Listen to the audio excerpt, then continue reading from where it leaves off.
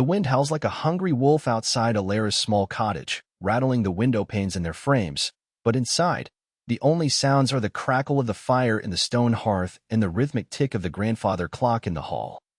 A relic from a life she'd long since shed.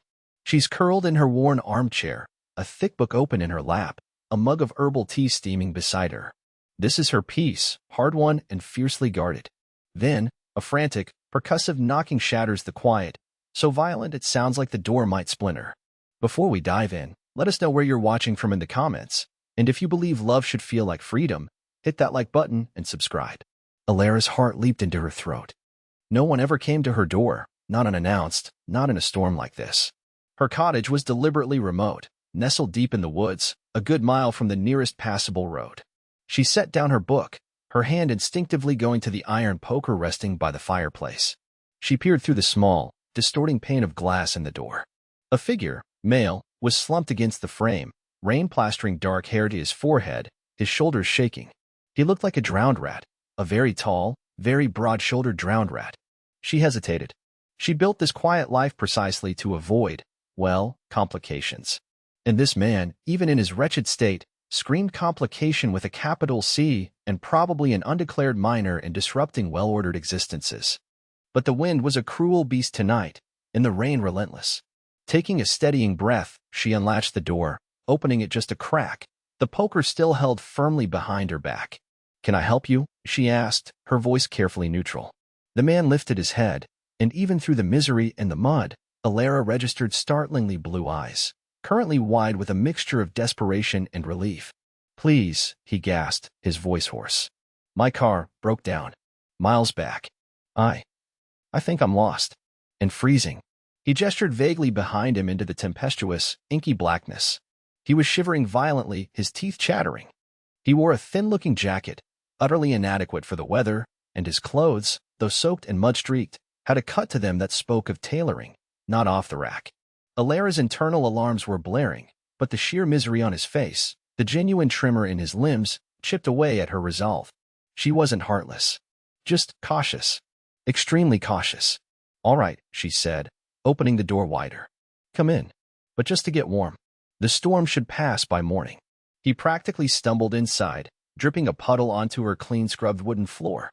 He looked around, blinking as if her small, cozy living room was an alien landscape. It probably was, compared to wherever he'd come from. "Thank you," he said, his voice thick with gratitude. "You have no idea." He was chaos in a damp, expensive-looking coat, a walking embodiment of the world she'd painstakingly left behind. He tracked mud on her rag rug, and his story, so far, felt as thin as his inadequate jacket. And yet, as he huddled by the fire she gestured him towards, his earlier panic giving way to a quiet, weary gratitude, some of Alara's own carefully constructed defenses began to crumble. And just like that, a stranger who was clearly running from something significant, with a smile that could charm the birds from the trees even when he was soaked to the bone, became the most disarming enigma, and paradoxically, the first hint of genuine warmth to pierce her fortress of solitude in what felt like a lifetime. Alara's days usually followed a comforting, predictable rhythm. She'd wake with the first light, her grumpy old tabby cat, Bartholomew, already demanding breakfast with a series of imperious meows. She'd tend to her small vegetable garden in the summer, chop wood for the fire in the autumn, and spend the long winter evenings reading or sketching by the hearth. It was a simple life, a solitary life, but it was hers. It was a stark contrast to the life she'd been born into, a life of stifling expectations, polite but hollow society gatherings, and a future mapped out for her by others. She had walked away from it all 3 years ago, seeking anonymity and the quiet freedom of the woods. Her cottage was her sanctuary. Small, yes, but filled with the scent of dried herbs, wood smoke, and old books. Hand-knitted blankets were draped over the furniture, and shelves overflowed with novels and well-tended plants. It was a world away from the sleek, impersonal lines of modern luxury, a world her unexpected guest seemed utterly unequipped for. She'd given him a spare blanket and pointed him towards the old sofa. While he thawed by the fire, she made him a cup of strong, sweet tea. He held the chipped mug in hands that, despite the mud and cold, looked soft, uncalloused. He introduced himself as Alex. Just Alex. He claimed his car, an old sedan he said, had skidded off the muddy track leading to the main road and gotten stuck. He'd walked for hours, he said, before seeing her light. Bartholomew, normally aloof with strangers, not that there were many, sat on the mantelpiece, observing Alex with narrowed, judgmental green eyes, his tail twitching. Alara found herself strangely aligned with her cat's suspicion. There was something about Alex, his diction, the way he carried himself even when drenched and shivering, the subtle expensive scent clinging to him beneath the rain and earth, that didn't quite fit the lost motorist with an old sedan narrative. A crackly news report on her ancient battery-powered radio murmured in the kitchen the next morning as she made porridge. Something about a tech billionaire's gala, a thwarted paparazzi chase. City nonsense. Alex, who had emerged from the sofa looking remarkably more human after a night's sleep, flinched almost imperceptibly at a mention of Sterling Industries before quickly schooling his features. Alara filed it away. She had offered him some of her deceased brother's old clothes, a flannel shirt and worn jeans, which hung on his tall frame a little loosely but suited him surprisingly well, making him look less like a displaced aristocrat and more like a rather handsome lumberjack, albeit one who probably wouldn't know which end of an axe to hold. She found herself watching him as he ate the porridge, his table manners impeccable despite the rustic setting. He seemed fascinated by the lack of Wi-Fi, the silence broken only by birdsong and the rustle of leaves. He tried to help her bring in firewood, nearly tripping over his own feet and managing to get more splinters in 10 minutes than she'd had all year. His attempts were endearing in a clumsy, fish-out-of-water way.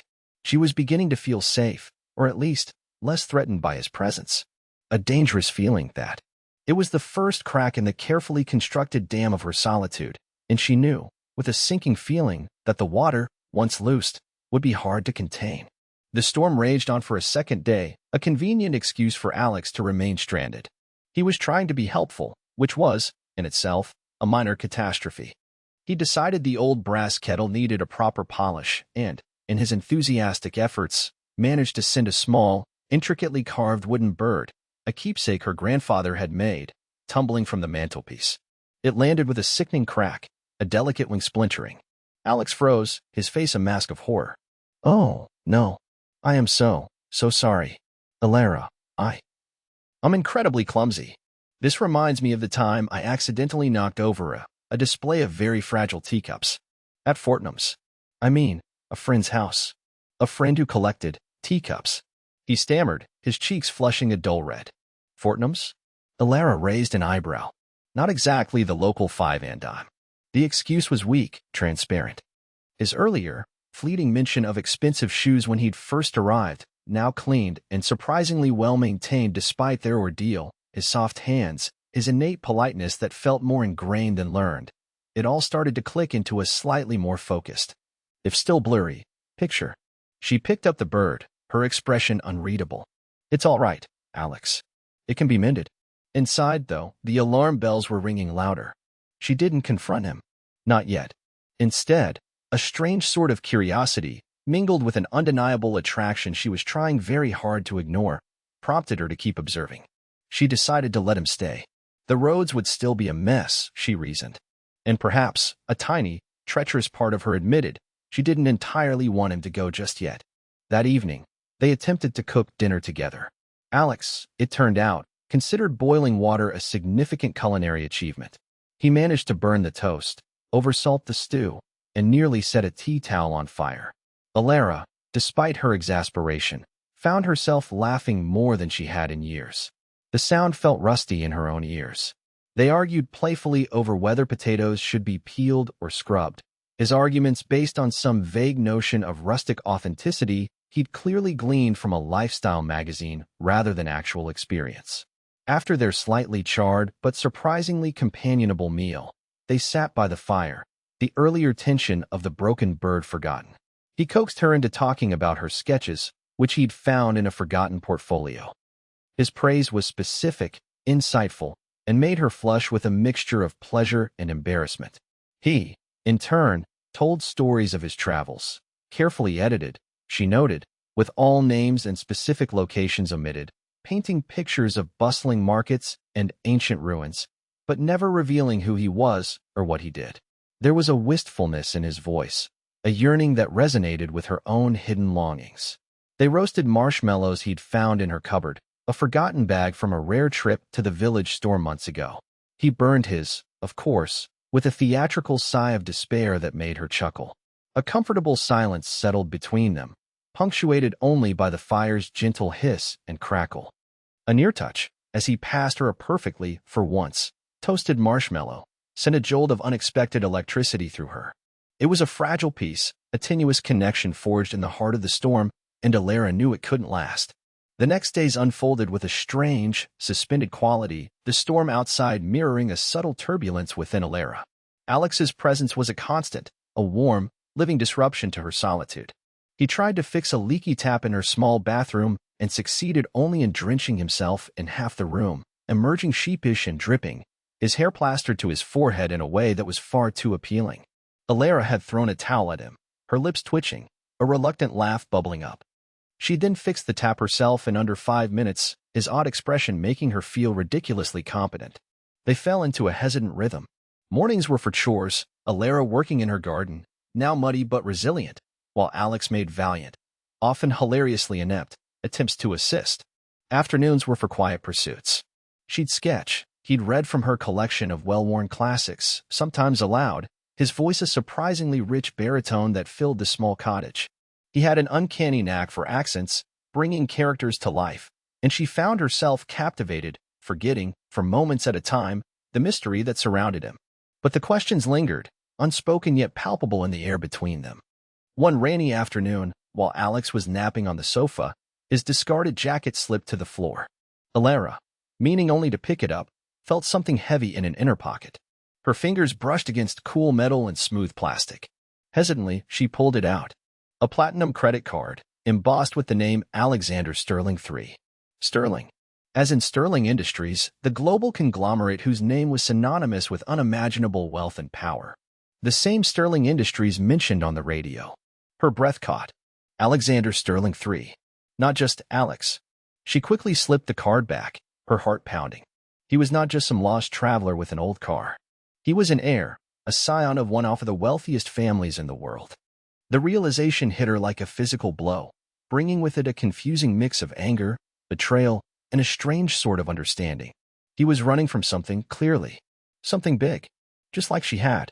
Later, she noticed how carefully he avoided any deep discussion about his family or his life before he'd stumbled upon her doorstep.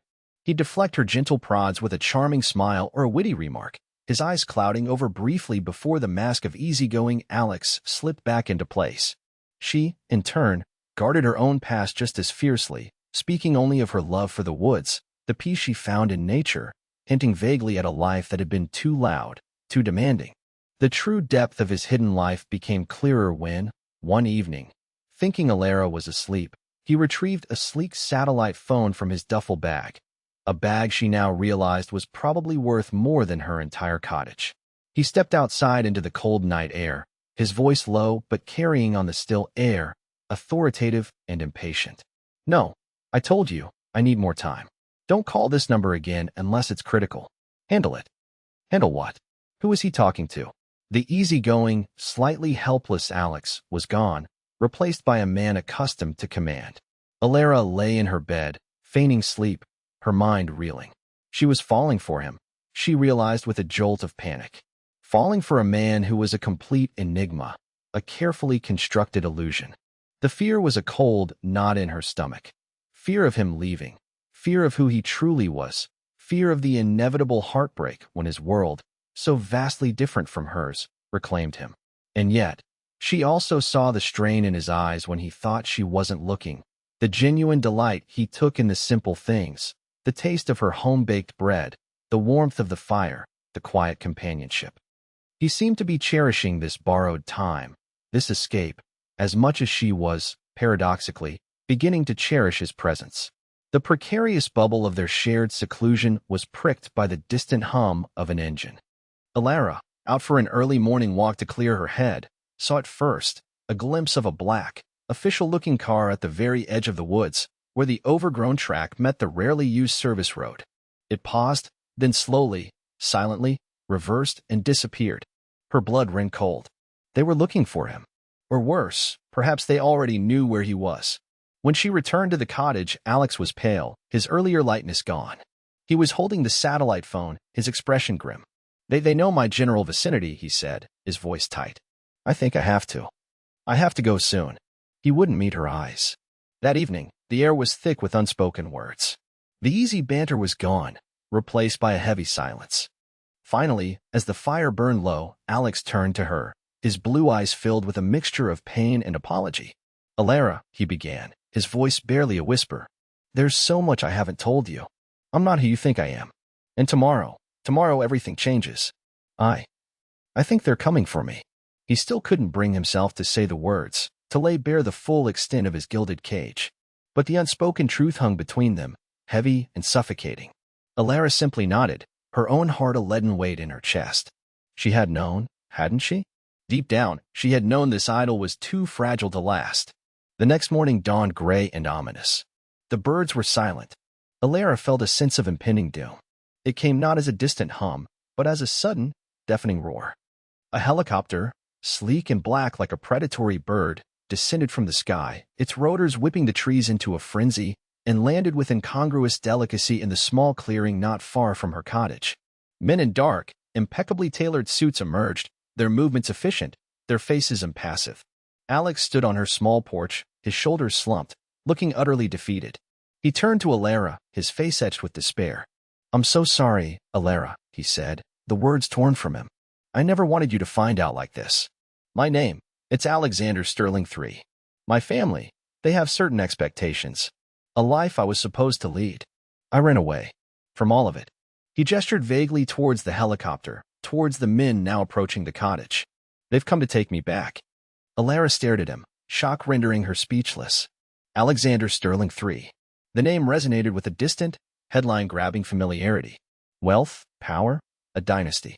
Her quiet, unassuming Alex was a prince in disguise, and his fairy tale was apparently over. A wave of hurt washed over her, sharp and cold.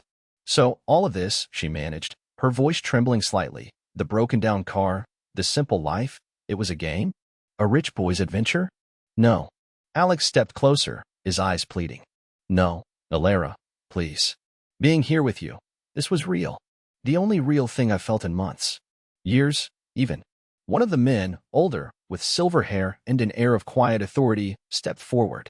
Mr. Sterling, he said, his voice polite but firm, like tempered steel. It is time to go. Your grandfather is expecting you. He then turned his gaze to Alara, a cool, appraising look. And you, miss. Alex moved to stand protectively in front of her. She has nothing to do with this. Leave her out of it. The silver-haired man's expression didn't change. On the contrary, Mr. Sterling, your grandfather, Mr. Arthur Sterling Sr., has expressed a keen interest in meeting the individual who has been sheltering you, as he put it. He insists. You will both be coming with us. His tone brooked no argument. Alara felt a chill snake down her spine. Escorted. She was being escorted from her sanctuary, not by choice, but by the implicit command of a man she'd never met, a man who wielded unimaginable power. The quiet life she had so fiercely protected was about to be shattered. The helicopter ride was a blur of noise and opulence, a stark contrast to the silent, earthy embrace of her woods. Within hours, Alara found herself standing in a penthouse apartment that seemed to float above the sprawling city, its vast windows offering panoramic views of a concrete jungle that felt alien and hostile.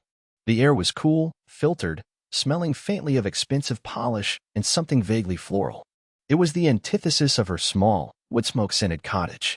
Arthur Sterling Sr. was exactly as she might have imagined, an imposing figure with eyes like chips of ice and a handshake that felt more like a judgment than a greeting. He sat in a large leather armchair, the city glittering behind him like a captive constellation, and surveyed Alara with a look that managed to be both dismissive and intensely curious. So, he said, his voice a low rumble, you are the young woman who managed to misplace my grandson for nearly a week. Alara, though feeling small and out of her depth in the sterile grandeur of the penthouse, lifted her chin. She would not be intimidated. Your grandson wasn't misplaced, Mr. Sterling, she replied, her voice quiet but firm. He was seeking refuge. From a life, I gather, that felt more like a cage. Alex, who had been standing stiffly beside his grandfather, shot her a grateful look. He stepped forward. Grandfather, Alara has shown me more kindness and genuine humanity than I've experienced in a very long time. She offered me shelter when I was lost and had nowhere else to go. Arthur Sterling scoffed. Humanity? or opportunism? This rustic charade, Alexander, is beneath you. His gaze flickered to Alara again. What is it you want, miss? He hadn't bothered to learn her name. My name is Alara Vance, she said steadily. And I want nothing from you, Mr. Sterling. Your grandson found his way to my door. I offered him warmth and food. That's all. She met his gaze directly. He wasn't hiding from life, sir. He was trying to find it. Something real. Something that doesn't come with a price tag or a board meeting attached. A long silence descended, broken only by the distant hum of city traffic. Alara could feel Alex's tension beside her. She wanted to run, to flee back to the safety of her woods, to the comforting presence of Bartholomew and the familiar scent of pine needles. But she looked at Alex, at the flicker of defiance in his eyes, the plea for understanding, and she stood her ground. Tears pricked at her eyelids, but she blinked them back. This was his battle, but she wouldn't abandon him in it. Finally, Alex spoke, his voice resonating with a newfound strength she hadn't heard before, not even on the satellite phone. Grandfather, I am not going back to the life you had planned for me. Not entirely. I need to find my own way. And I won't let you disrespect Alara. What we shared, what I felt in that small cottage, that was more valuable than anything Sterling Industries can offer. He took a hesitant step towards Alara, then another, until he was standing beside her, a united front. Arthur Sterling Sr. stared at his grandson, then at Alara, his expression unreadable. For a moment, Alara thought he would erupt. Instead, a slow, weary sigh escaped him.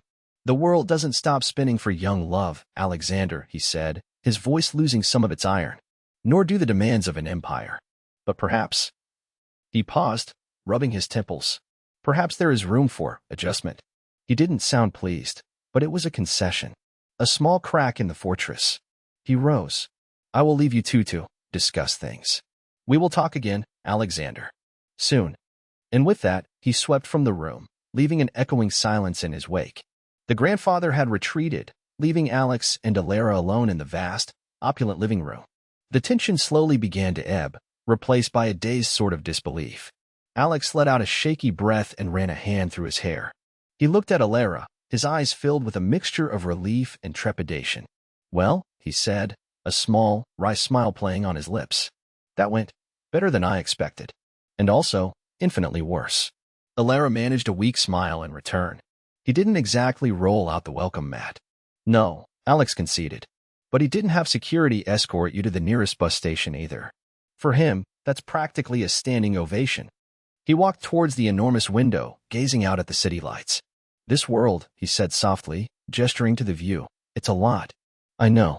It's loud and demanding and often empty. He turned back to face her, his expression earnest. But I don't want to lose you, Alara. What we found in that cottage. I don't want that to be just a memory. Can we try to figure this out? Together. Alara looked at him, truly looked at him, at Alexander Sterling III, the man who had stumbled into her life looking like a drowned prince, and who now stood before her, offering not a fairy tale, but a complicated, uncertain future. She saw the sincerity in his eyes, the vulnerability he no longer tried to hide. The penthouse felt cold and alien, but the warmth in his gaze was real. A uniformed staff member appeared, as if summoned by an invisible bell, offering tea. Alara, feeling a sudden wave of exhaustion, accepted. The tea was served in delicate porcelain cups that probably cost more than her monthly grocery bill. It was all so absurd. So she said, cradling the warm cup, the fine china feeling foreign in her hands. She looked around the luxurious room, then back at Alex. Your car really didn't break down, did it? Alex winced, a sheepish grin spreading across his face. Okay, no, not entirely. The car was real, a rental, but the stuck-in-the-mud part was creatively enhanced. I was genuinely lost, though. Emotionally, at least. And desperate to get away. A small, genuine smile touched Alara's lips. One ridiculously fancy cup of tea at a time, she suggested, a flicker of her old humor returning. Alex's answering laugh was full of relief, a warm, open sound that seemed to dispel some of the room's chill. I need to make some changes, he said, his tone more serious. With my family, with the company. I want something real, Alara. Like we had. Like I hope we can still have. He walked over to her, taking her free hand. His touch was warm, grounding. Perhaps, he said, his voice low, we could visit your cottage again sometime soon. Properly this time. I promise to be less of a klutz. I'll even try to fix that tap without flooding the entire county. Alara chuckled. I'll hold you to that. And for the record, you're still terrible at making coffee. He grinned, pulling her gently towards the window. They stood side by side, looking out at the glittering, indifferent city. It was daunting, a world away from the peace of her woods. Alex squeezed her hand. I know this isn't your fireplace, he said softly, his gaze meeting hers, full of a quiet promise. But Alara, as long as you're here, or anywhere near me, it starts to feel like home. A genuine smile, unforced and full of a tentative hope, finally bloomed on Alara's face. The path ahead was uncertain, a bridge between two vastly different worlds. But looking at Alex, at the love and honesty shining in his eyes, she felt a flicker of courage. Maybe, she whispered, her voice barely audible above the city's distant roar. Home isn't just a place anymore. Thanks for watching. If you believe in second chances and real love, give this story a like and subscribe for more.